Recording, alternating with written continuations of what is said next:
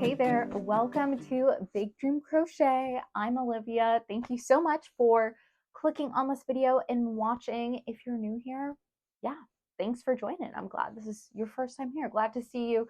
And if you're a returning viewer, thank you so much for returning to my channel and watching again. I really appreciate you. So, today I'm rather excited for this video. So today I want to talk about my temperature blanket that I have been working on. I'll give you my January temperature blanket progress update. So, and there is quite a bit to talk about. I think this is the first time I've talked about my temperature blanket on this channel, which, by the way, if you want to see more daily progress with my temperature blanket, I do talk about it quite a bit on my Instagram. So check that out at Big Dream Crochet. Links in the description. As always, follow me there for a little bit more behind the scenes content. But yeah, so I started a temperature blanket this month. It's my very first one ever. I have never made a temperature blanket before, and I decided this year that I was just going to go for it. I was like, you know what?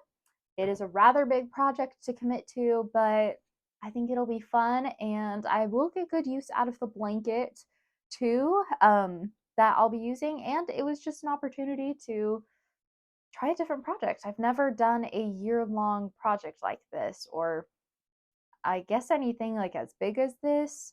I have made blankets before, but this one is going to be pretty big. so I really want to share with you the design of my temperature blanket, my little temperature card, and just how the weather's been this month too. So before we go ahead and start that, make sure that you like this video and subscribe to this channel and turn on post notifications. That way you don't miss another one of my uploads. So let's get into it. All right, so one of the first things, let me get this down. I keep it up there so that way I remember to do my temperature blanket every time I sit down at this desk. Just seeing my little temperature card here is a good reminder to actually do the temperature for the day. Let me get my notes too to keep myself on track. Okay, so a couple of things I want to talk about as I show you the temperature blanket. Number one is, why am I making a temperature blanket? Kind of discussed it before. I have just never done it before, and this is the year for me that I'm going to try and do new things, have new experiences, and just take a little bit of a risk. And it's kind of crazy to think that for me, taking a risk is starting a temperature blanket. I'm not really sure what that says about me and my life, but it's what I'm doing. It's been fun so far.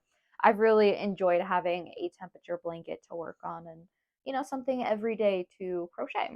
Do a little one row each day. So yeah, that's kind of why I'm making one. It's just to try something new, do something different, and it was just the right time. Well, the new year just happened, of course, last month. So I figured, I was like, well, let's just start one now. Do a temperature blanket for 2024, see how it goes, see how I can commit to it. So yeah, that's why I'm doing one. I'm envisioning myself using this blanket like as a picnic blanket when I go, I don't know, to a park or camping or something like that. It's just made out of acrylic yarn, and I'll get into that when I'm talking about the design. But yeah, I'm just kind of picturing this blanket as like a throw blanket, or a blanket that I take outside, because it'll just be fairly simple. Well, it's a fairly simple blanket. You'll see in a second. But yeah, that is why I'm making one. And yeah, I think that's kind of everything you need to know with the behind the scene, with the before the design process. So the design of this temperature blanket, it's a corner to corner blanket. So let me go ahead and show you how it's been going so far. Hopefully you can see it all in the frame, but this is how it is. The month of January, all this. There is one day of February in here too, the most recent row, because yesterday was February 1st. So I did a row for that. But yeah, this is it. So this is my corner to corner blanket. I'm starting in the corner and then I'm just going to work my way up. I'm still debating if I'm going to do a rectangle or a square. I think a square might be, well, yeah, I think a square might be easier to do in terms of like the increasing and decreasing, but I'll have to change some of my dates for that if I do want to do that. So let me explain. I'm not really, well, I'm kind of following a pattern for the corner to corner blanket that I just showed you. I'm just doing the basic corner to corner technique with double crochets. It's nothing crazy. I just learned how to do it on YouTube. I wanted to do a corner to corner temperature blanket because I feel like that's not something that is super common for temperature blankets. A lot of people just do like the horizontal lines or a big granny square. And I don't know. I've never tried corner to corner before and it just seemed like a new unique thing to do. So that is how I am doing my temperature blanket. So each row is, one day.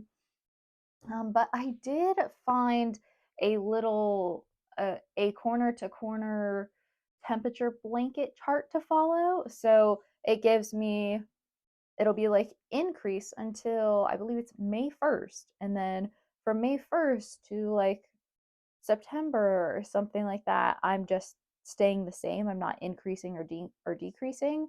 And then from like September to the end of the year, I'm decreasing.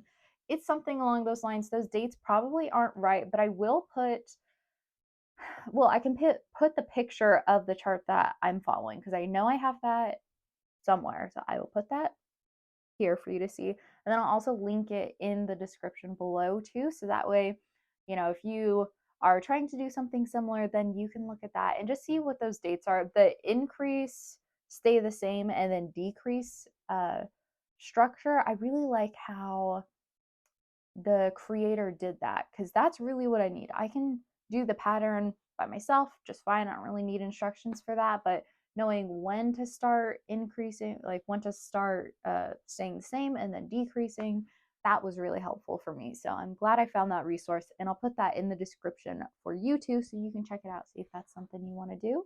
Yeah, so that's the design. It's just going to be a corner to corner, probably a rectangle. That's what I think I'm going to end up doing. But it is pretty big uh for just 1 month, I feel. Yeah, this is 1 month. I think this is like either a third or like, well, let's see. I'm gonna be increasing until May. So it's just gonna keep getting bigger. I think it's gonna end up being a huge blanket, and I didn't do a gauge swatch. I didn't. So I know that is something that I probably should have done, but I don't really mind if I end up with a huge blanket. And always, I don't have to stick with the pattern that I'm following. I can, you know, skip a couple things or change it up a bit if it is getting too big. It's okay. I can be flexible with the design. That is the corner to corner blanket that I'm working on. That's the pattern, the structure that I'm following, and of course I'll put those websites that I used to reference this blanket in the description below so you can check it out. And I also want to show you my 2024 temperature card. So hopefully you can see this okay. But here I have the brand and the color of the yarn. They're all listed here. And then each color has a corresponding temperature range. So, like this one, BT stands for Big Twist. That is the brand of yarn I'm using for this blanket. Big Twist White, I believe, is for 0 to 30 degrees Fahrenheit. By the way, if this was Celsius, that would be crazy to experience all these other temperatures.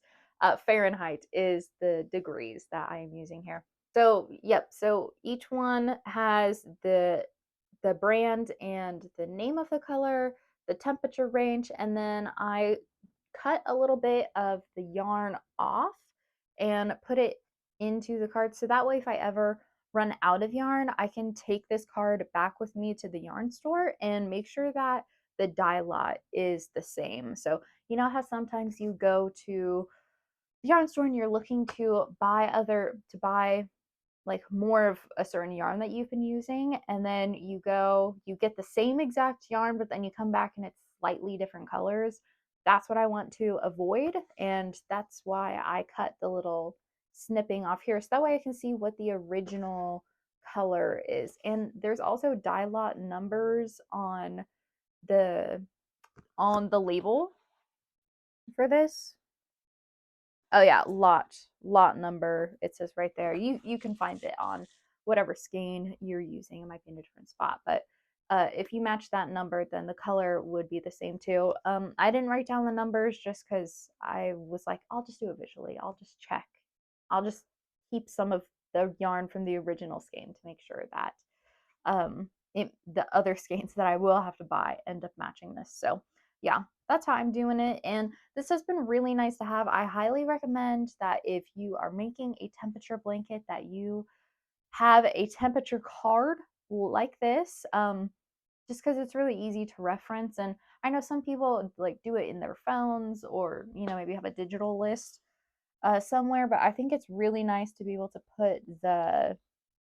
put little snippings of the yarn next to the degrees just to keep track of it. You're able to just look and immediately know what color you're going to be working with. And then also, if you need to replace a yarn or get more of a certain color, then you know exactly what shade of that color you should buy, and then you can make it match.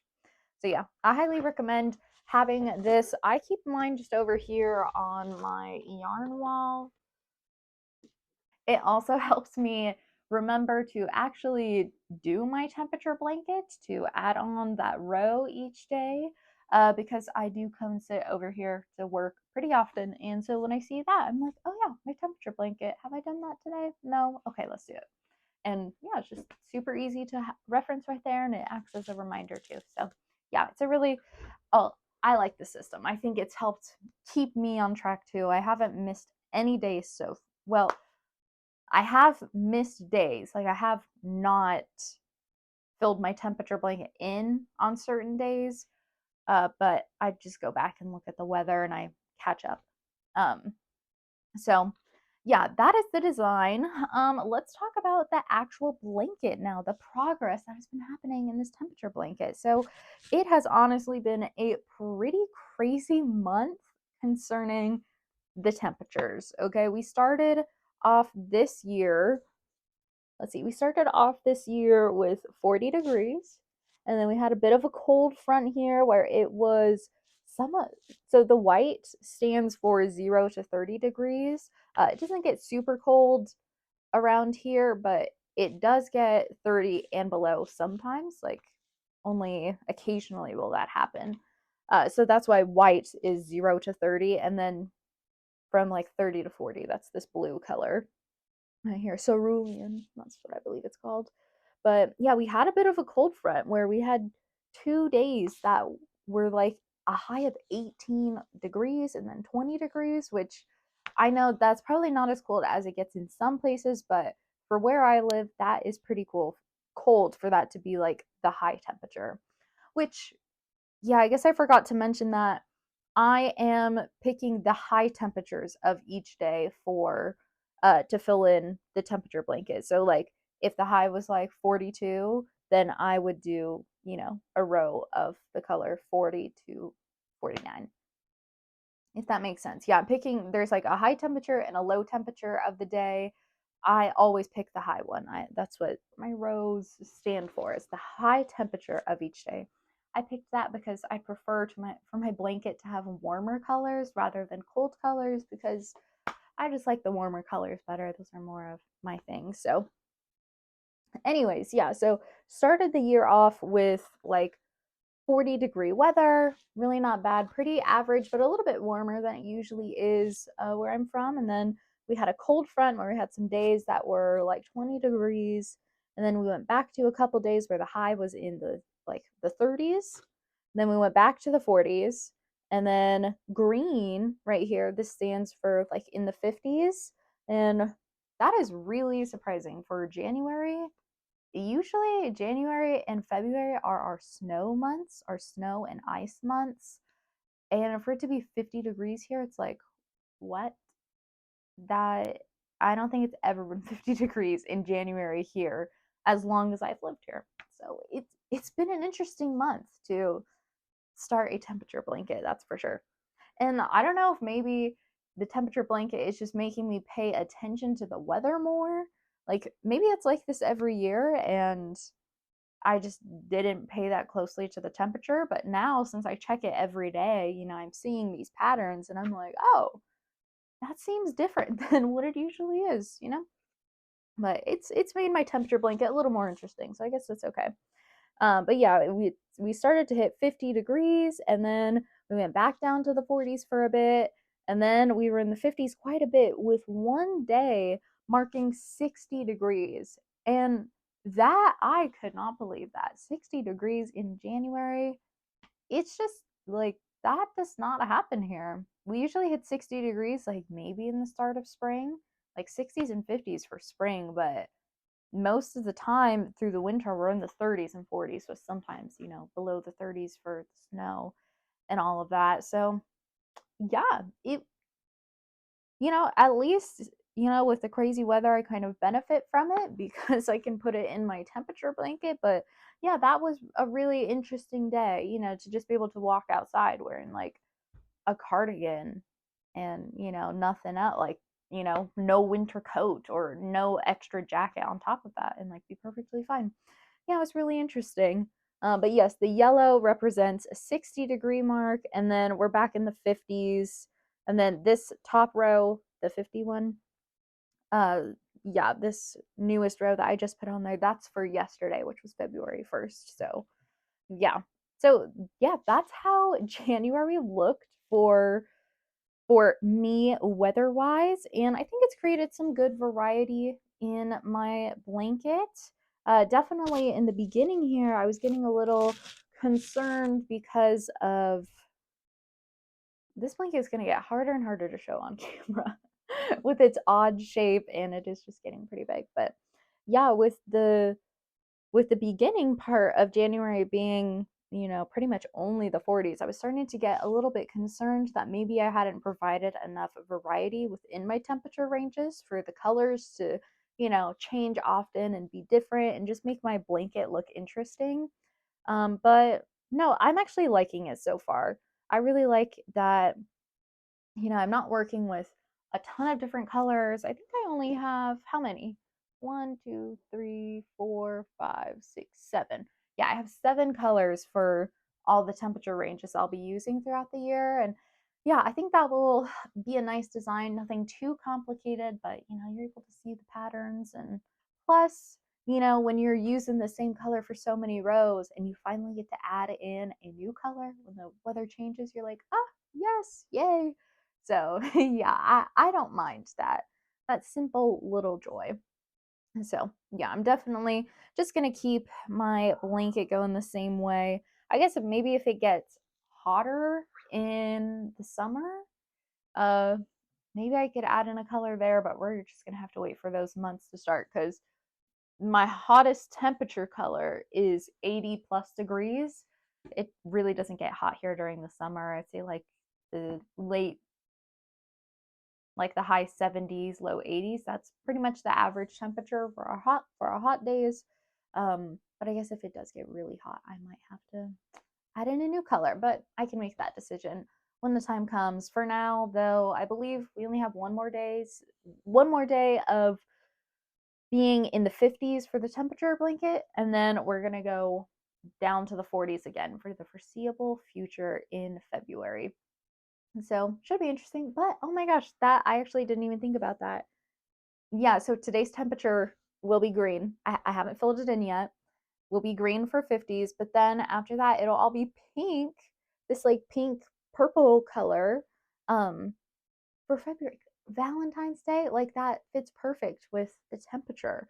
40 degrees means this pink color, and there will be a lot of pink in the month of February, I guess, according to the temperature blanket. So that's a fun little coincidence I am excited for. Yeah, it hasn't been too hard to like stay on track. There were a couple days where I like didn't do my row for the day, so then I had to catch up and do like 4 rows on a certain day. Which, you know, that's fine. That happens as long as I'm able to keep track of the days that I missed and be able to catch up with them. That's no big deal. And I've been able to do that so far. It'll probably get a little bit harder to remember exactly what days I missed as the months go on, because you know, the nice thing about having a temperature blanket in January is that the row corresponded with the date. Like the row number corresponded with the date. So like on January 18th, I would be doing my 18th row, and it was really easy to see what days I missed. But now that it'll be February, the row numbers will not correspond with the date. And so I'll have to make sure to keep on track for that. And if I do miss it, just make sure to like screenshot the weather or something of that day so I know, you know, which one I need to do. Yeah, I think that pretty much covers it. That's all the progress that I've made on my temperature blanket in January.